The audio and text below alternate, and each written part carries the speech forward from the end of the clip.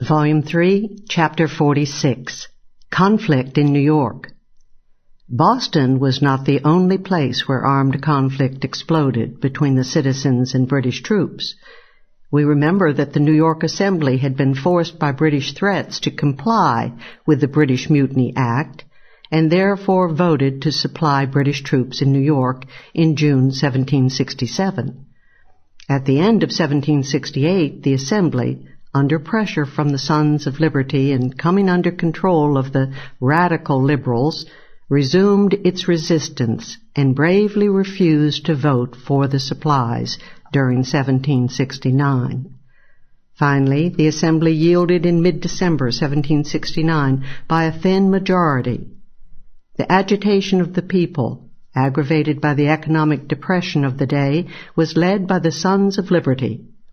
Spearheading the attack was the merchant Alexander McDougall, one of the radical leaders of the Sons of Liberty of New York.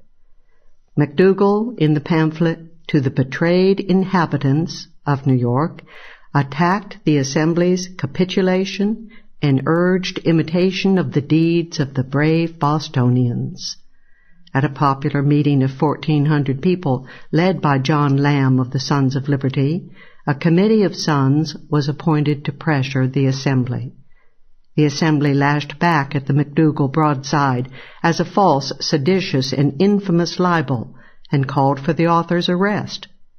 Lamb and Benjamin Prince, a friend of McDougall's, were accused of authoring libel, but the Assembly could find no evidence against them.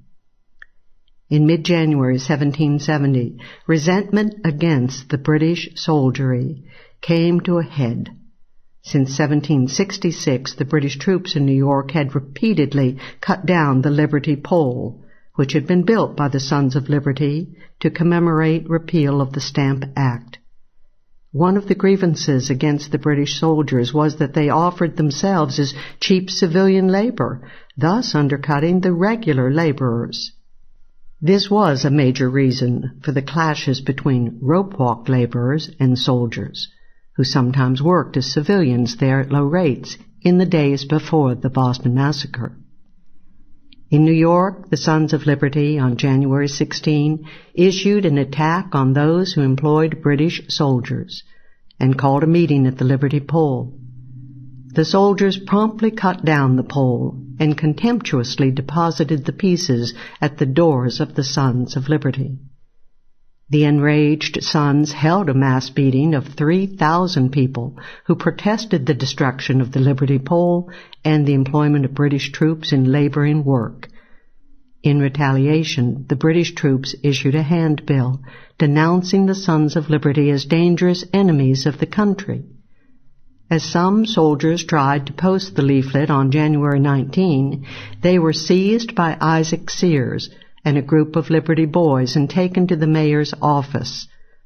An attempt by the British to effect a rescue led to a clash between the troops wielding bayonets and the crowd armed only with chains and sticks.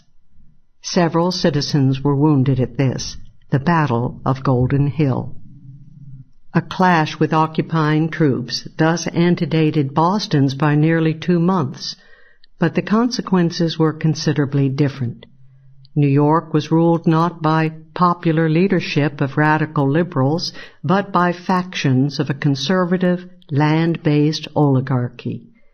In New York, the Sons of Liberty were not the vanguard of a dominant movement, but a radical group trying to work its way into position to crack open an oligarchic power structure. The armed clash, instead of cementing libertarian control here, intensified a conservative backlash and made the conservatives determined to crush the Sons of Liberty. Broadsides appeared, supporting the granting of money to the British troops and ridiculing the Liberty boys, McDougall being attacked as an Irish upstart. His authorship of the seditious pamphlet criticizing the Assembly having been betrayed by an informer. Alexander McDougall was arrested by the Assembly during February and turned over to the common law courts to be indicted for seditious libel. Consciously emulating the courage and career of John Wilkes, McDougall remained in jail rather than post bail, and was visited by adoring crowds and hailed as the Wilkes of America. The radicals even used the talismanic Wilkite number 45.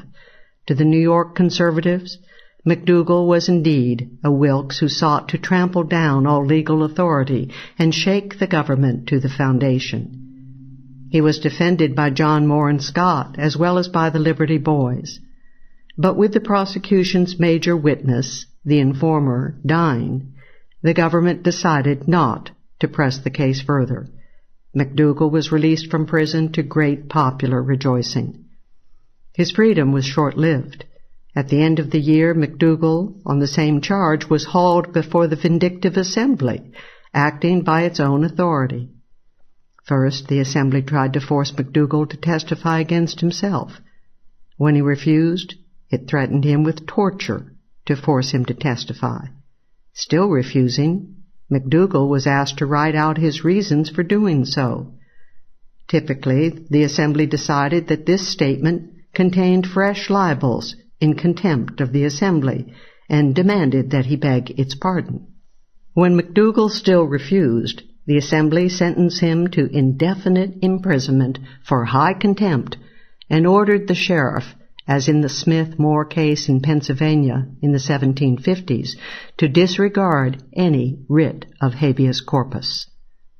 Only 5 members of the Assembly voted against this brutal suppression of freedom of criticism by a government body that acted as its own complainant, judge, and jury. McDougall was finally released at the end of the Assembly session in April 1771, with the government dropping all charges against him.